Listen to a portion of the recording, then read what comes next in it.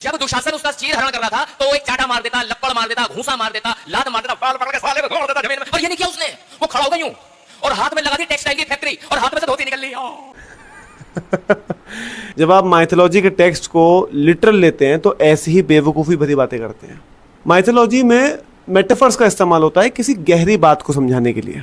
अब जैसे कि कृष्ण भगवान ने गांव के लोगों को समझाया कि इंद्र की पूजा करने से बेहतर है कि गोवर्धन पर्वत की पूजा करो, तो इंद्र नाराज होकर तूफान ले आते हैं जिससे पूरा गांव घबरा गया था। तब कृष्ण भगवान ने गोवर्धन पर्वत को अपने उल्टे हाथ की सबसे छोटी वाली उंगली पर उठा लिया था। अब क्या सच में उठा लिया था? नहीं। अब मेटाफोरिकली इस स्टोरी का मतलब है कि कृष्ण भगवान कह रहे हैं गांव वालों से कि ऊपर गॉड फियरिंग से बेटर है कि आपके सामने जो नेचर है इसको नर्चर करो, ये आपके काम आएगा। और ये बात आज भी वैलिड है और आने वाले सालों में भी वैलिड रहेगी और हमेशा वैलिड रहेगी। तो बेसिकली एक लेसन देने की कोशिश है कि नेचर को नर्चर कर, जिसमें कि कृष्ण को एक खूबसूरत डिवाइन एलिमेंट की तरह इस्तेमाल किया गया है राइटर द्वारा। ऐसे ही जब कृष्ण भगवान बचपन में खेल रहे होते हैं तो मिट्टी खा लेते हैं, तो यशोदा मैया उनको बोलती है कि अच्छा चलो मुंह खोल के दिखाओ मिट्टी खाई है कि नहीं। तो जैसे ही कृष्ण भगवान मुंह खोलते हैं तो उन्हें पूरा ब्रह्मांड दिख जाता है। तो इसका मतलब क्या है कि सोलर सिस्टम दिख गया, सैटेलाइट दिख गई? नहीं, इसका मतलब ये है कि यशोदा मैया कृष्ण से इतना प्रेम करती हैं, उनसे इतना प्यार करती हैं कि उन्हें कृष्ण में अपना पूरा संसार दिखता है। उनके लिए कृष्ण ही सब कुछ है। और वैसे ही इस किस्से में ये जो भाई साहब ने बोला है स्टेज पे,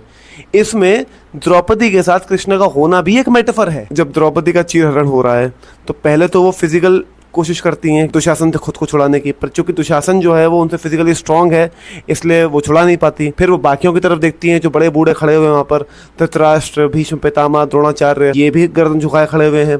उसके बाद वो पांडवों के पास जाती है।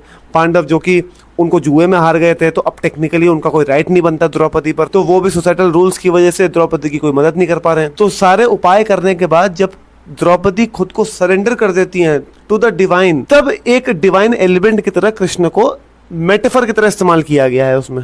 अब डिवाइन पावर कुछ भी हो सकती है, वो विल पावर हो सकती है, वो इनर मोटिवेशन हो सकता है। ऑब्वियसली कृष्ण वहां पर फिजिकली मौजूद नहीं थे, बट उनको वहां पर एक मेटाफर की तरह इस्तेमाल किया गया। इसी इंसिडेंट का दूसरा इंटरप्रिटेशन क्या हो सकता है कि it was a statement by Draupadi to Dushasan कि तू भले ही मुझे वस्त्रहीन कर दे लेकिन तू मेरी सेल्फ रिस्पेक्ट, मेरी सेल्फ एस्टीम को हर्ट नहीं कर सकता। किसी रिलीजियस टेक्स्ट को मॉक करके अपना एजेंडा रखना सामने और उस टेक्स्ट को नीचा दिखाना, इसको बंद करो यार।